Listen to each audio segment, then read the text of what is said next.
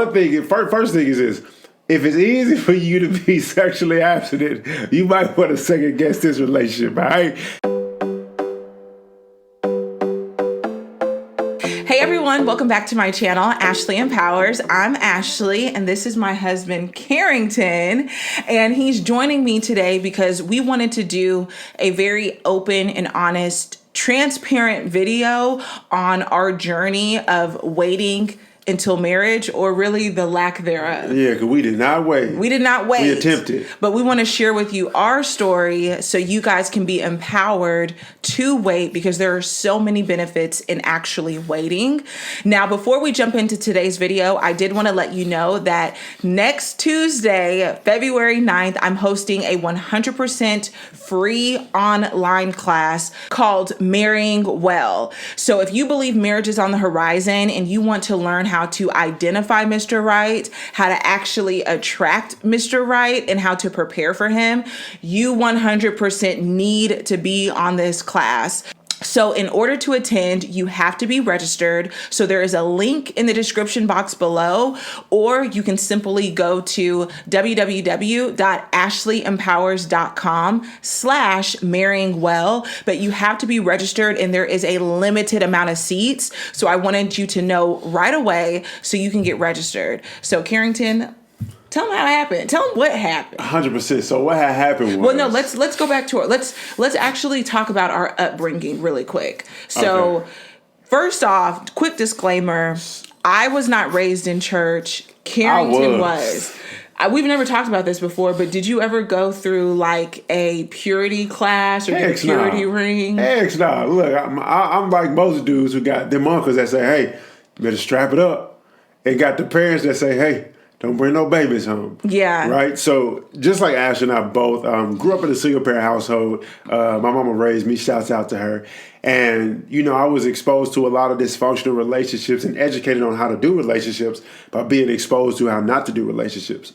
So it's like when you talk about even just in general the concept of purity, it's like, bro, what is that? Like, that doesn't align with anything I was exposed to or anything I was taught growing up. Yeah.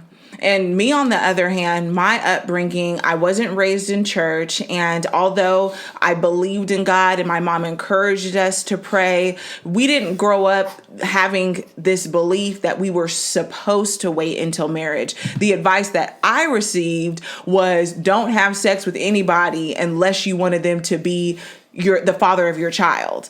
So you just didn't want to sleep around with anybody. You wanted to make sure that you wanted to understand that whoever you were having sex with, there was a potential of you being pregnant. And if you didn't want to be pregnant by certain people, don't have sex with them. So that was my upbringing. And it wasn't until I would say 21, and that's when I really gave my life to Christ, where I started really learning about the whole purity thing. And so when Carrington and I met, I wasn't a virgin, but I had a desire to practice abstinence. And actually, when I met Carrington, I had been practicing abstinence for a minute. Okay. Yeah. And so what about you? I wasn't. Yeah. Before I met her, it was a point where I was sexually abstinent, but got into a relationship that I wasn't supposed to be a part of, and that went out the window. Which is why it's so important and valuable to have standards for relationships and not just say yes to a pretty face. Yeah. And it's important to have standards because the reason, our motive for making this video is for you to be the change in your generational legacy. 100%. So now Carrington and I collectively know that we want to bring and train our children up knowing how valuable their purity is, knowing how valuable it is to wait until marriage. 100%. And so that's why we're sharing this with you now. But we also wanted to share what happened with us, because when I met Carrington, I was in a place in my life where I was seeking after God. I was abstinent. And then I met him, who was also a believer, but did not have that goal to remain abstinent. And when we got together, where did we fail? We failed by not having the necessary conversation and creating the boundaries in our relationships. I mean, not our relationships, but in our relationship that would keep us and protect us from being a part of environments that are conducive of the temptation of sex. Yeah. And so because we didn't have that conversation and because there were no boundaries, we put ourselves in positions for it to happen, and it for sure happened. And that's why it's so important to have those conversations in the beginning so you both know what page you are on. Because my thinking was, I don't even know where this is going. We don't need to have this conversation just yet. And lo and behold, we put ourselves in a situation where it just happened. 100%. And not even just important and the importance and the value of having the conversations, but also the importance and value of knowing how much heat you can take in the kitchen. And this is what I mean by that. And so, we kind of already touched on the point of, or the necessity of having standards and expectations. Yeah. But when we talk about boundaries, everybody's boundaries and relationships are probably going to look different and going to be created based on what they're able to take. And what I mean by that is this. One thing, first thing is this. If it's easy for you to be sexually abstinent, you might want to second guess this relationship, all right? If you are not physically attractive to your partner, please don't try to force yourself to be in that relationship just because they're a good person, all right? There's a lot of good people out here. But anyways, the point that I was getting to is this. With people, especially when you're in a relationship with somebody who you're attracted to, there are certain things and certain type of interactions that has the ability to take you over the edge, right? Yeah. There are some people in relationships, they can kiss, they can hug, they can cuddle, they can Netflix and chill, and nothing happen. Yeah. And then there's other people that it's like, you so fine, if you hold my hand, like we about to turn up. Yeah. Right? And it's important to know there are no rules to what happens before fornication, right? Yeah. Like there's no rules. Like I know some people that won't kiss until their wedding day. Those are personal convictions and those aren't rules. But what we're saying is have those conversations in the beginning and understand that when you're valuing your body, you are literally presenting your significant other with a gift. If I would have known how valuable that was, I literally would have made the choice to wait until marriage. So I think it's really important that you guys know that and that you walk in it. So then you can in turn teach and train up your children. And so now what happened after this happened? Let's stop there. Did we just continue willy-nilly? No. What happened after Carrington and I made that decision, I felt so much shame and guilt because I knew better. Like I willfully put myself in that situation. And so what happened after that conviction? So after that conviction stepped in and she made me cry, we came together, had the conversation and just implemented boundaries. How did I make you cry? Because you kicked me out of the house. She made me feel like it was all my fault, y'all. She made me feel like it was all my fault. And she kicked me out of the house. And she said, Carrington, if you can't be the man of God I want you to be or need you to be, then we ain't going to be together. So I cried because that hurt my feelings. And did you cry real tears? No, I cried, y'all. I went, listen. What is crying? I left her apartment, y'all, went to the bottom steps, sat there, called the president of my campus ministry and told her what happened. So you felt some type of way. Did you have tears? Y'all. Yeah, I was tears. Yeah, I had tears. You were teary-eyed? No, I was crying. Look, even the next day, y'all, I went to Chipotle, ran into my counselor from high school, and me and her were talking about it. And I cried again when I was there. You feel me? So, yeah. It's okay, you guys. It's kind of hard to believe that he had actual tears. Yeah, I was crying, y'all. Hey, I'm an emotional man. Okay.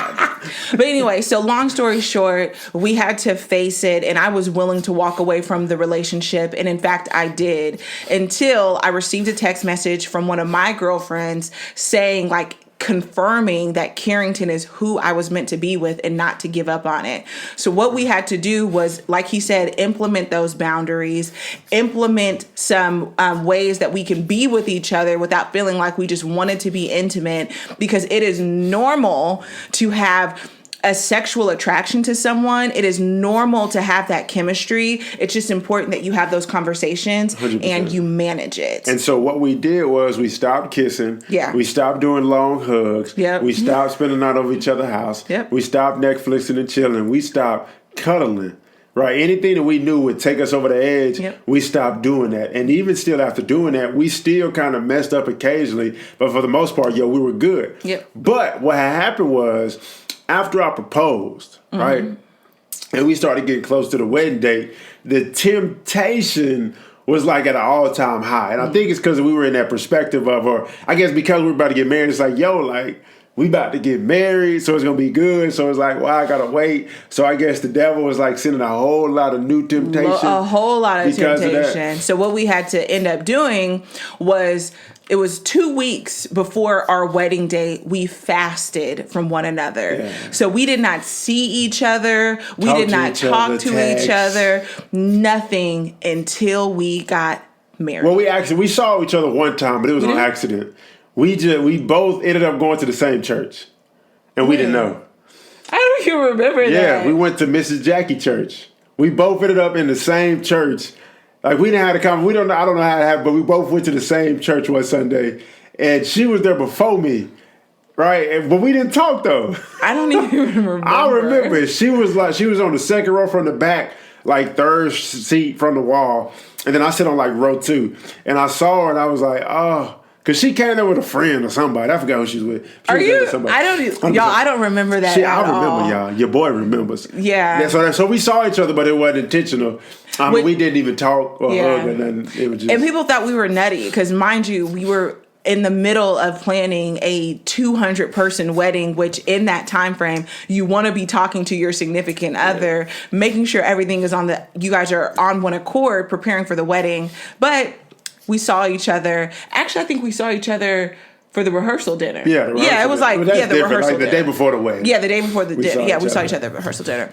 But anyway, that's our story. We really just wanted to share it for anybody who feels like, oh, I'm not a virgin, so who even cares about sexual abstinence? Or if you feel like, well, I'm already in a relationship with somebody and we've already failed in that area, we are just a testament to show you that you can repent, you can honor God with your relationship, and you can go a different direction. 100%. And understand this, when it comes down to the sexual abstinence piece, and I'm saying this because I know a lot of mature people, they be in the mindset of, well, shoot, I'm mid-30s, late 30s, early 40s.